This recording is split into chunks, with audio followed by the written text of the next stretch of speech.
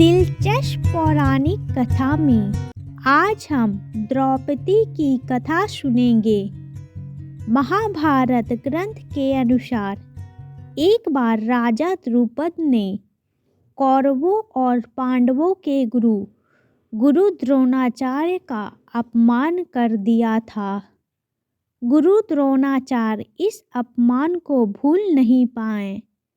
इसलिए जब पांडवों और कौरवों ने शिक्षा समाप्ति के पश्चात गुरु द्रोणाचार्य से गुरु दक्षिणा मांगने को कहा तो उन्होंने उनसे गुरु दक्षिणा में राजा द्रुपद को बंदी बनाकर अपने समक्ष प्रस्तुत करने को कहा। पहले कौरव राजा द्रुपद को बंदी बनाने गए, पर वो द्रुपद से हार गए।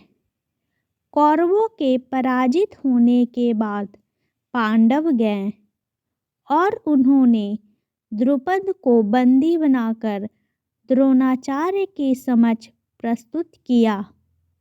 द्रोणाचार्य ने अपने अपमान का बदला लेते हुए द्रुपद का आधा राज्य स्वयं के पास रख लिया और शेष राज्य द्रुपद को देकर उसे रिहा कर दिया।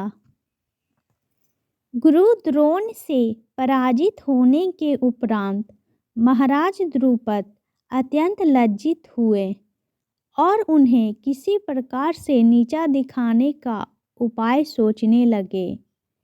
इसी चिंता में एक बार वे घूमते हुए कल्याणी नगरी के ब्राह्मणों की बस्ती में जा पहुँचे। वहाँ उनकी भेंट याज तथा उपयाज नामक महान कर्मकांडी ब्राह्मण भाइयों से हुई। राजा द्रुपद ने उनकी सेवा करके उन्हें प्रसन्न कर लिया एवं उनसे द्रोणाचार्य के मारने का उपाय पूछा। उनके पूछने पर बड़े भाई याज ने कहा, इसके लिए आप एक विशाल यज्ञ का आयोजन करके अग्निदेव को प्रसन्न कीजिए, जिससे कि वे आपको एक महान बलशाली पुत्र का वरदान दे देंगे। महाराज ने याज और उपयाज से उनके कहे अनुसार यज्ञ करवाया।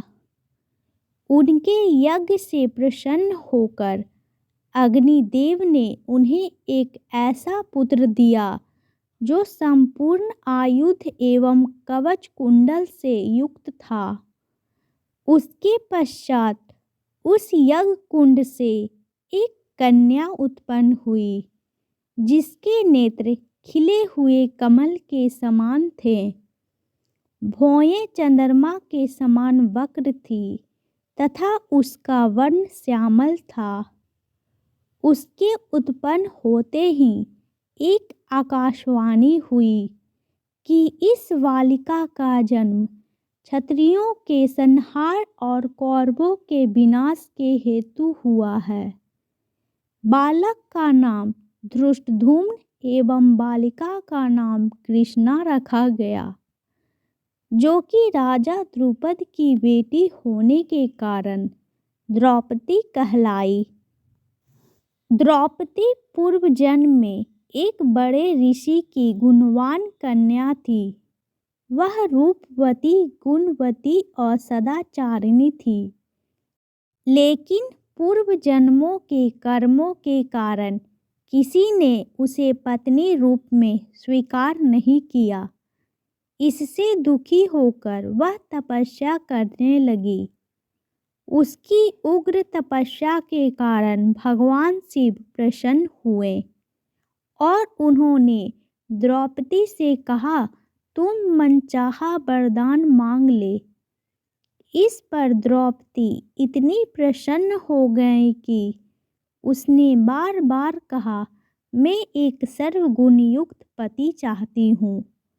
भगवान शंकर ने कहा, तूने मनचाहा पति पाने के लिए मुझसे 5 बार प्रार्थना की है, इसलिए तुझे दूसरे जन्म में एक नहीं 5 पति मिलेंगे। तब द्रौपदी ने कहा, मैं तो आपकी कृपा से एक ही पति चाहती हूँ।